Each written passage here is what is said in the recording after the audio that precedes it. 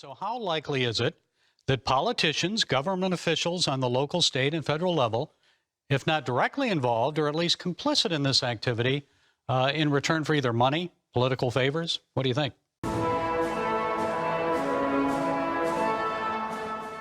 Now, the very important thing I told my daughter and granddaughters, no serious guys till you're 30. Okay. Right? No what? No serious guys till you're 30. The Sound of Freedom is a huge box office success, earning $40 million in its first week in theaters. The Angel Studios film draws attention to the tragedy of child human trafficking right here in the United States. Nibbling at the shoulder of a frightened little girl, look at that, has everyone on media cringing. But it comes amid a new report on how the president's antics have got Democrats worried. Jessica, it's a pleasure to have you with us.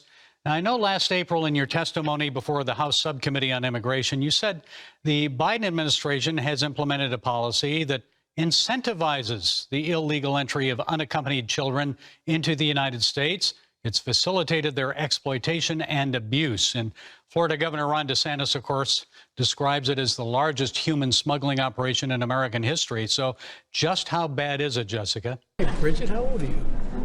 16. I hope you got big dogs around the house. Big dogs. It's terrible. We've never had such a bad problem with child labor trafficking and child sex trafficking.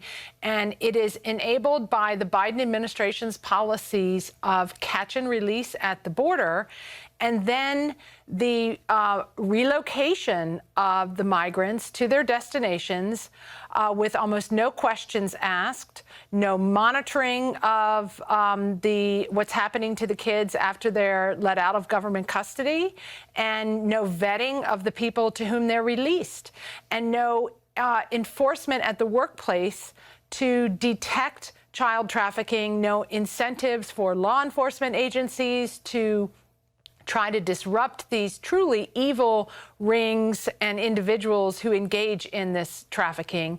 It's all just getting worse because the numbers continue to flow in over the border illegally, and it's really astonishing how much the Biden administration is willing to look the other way at this insidious practice, all to justify its mass immigration policies.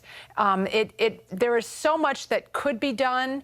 It's not something that is a force of nature. It's caused by the Biden policies. It's enriching the cartels who are engaged in this, but it can be stopped if there is a will on the part of the federal government and its partners to do so. But what we see instead is the continued incentivization of child trafficking, with even NGOs, charities, who are engaged supposedly in child welfare, actually enabling this trafficking by participating in turning these kids over to sponsors that they ask no questions of. Over there, Mary Lyle.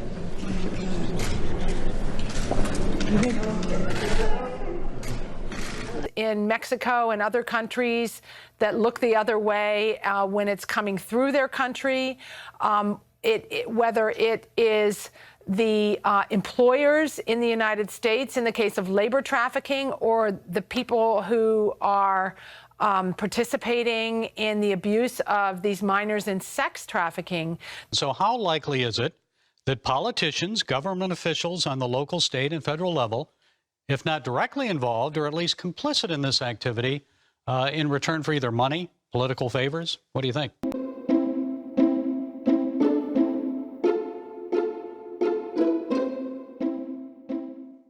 Well, it can be both. I mean, in the case of labor trafficking, it is employers who want to lower their labor costs and get away with hiring children as cheap labor.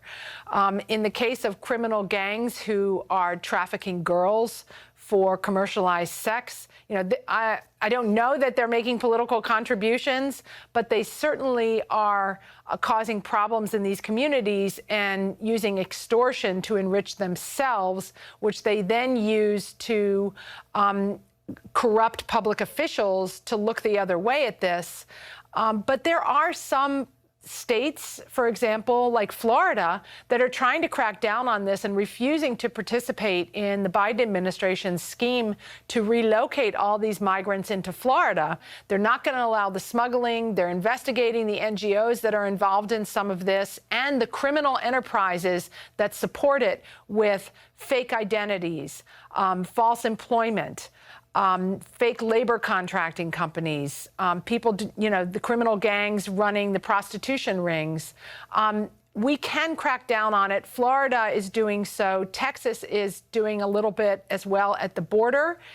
Every state could do it, but, it would be best if the federal government would use its authorities to shut down our border, which is the real source of it, because that's the only thing that's really going to stop it is when we get control of our border again.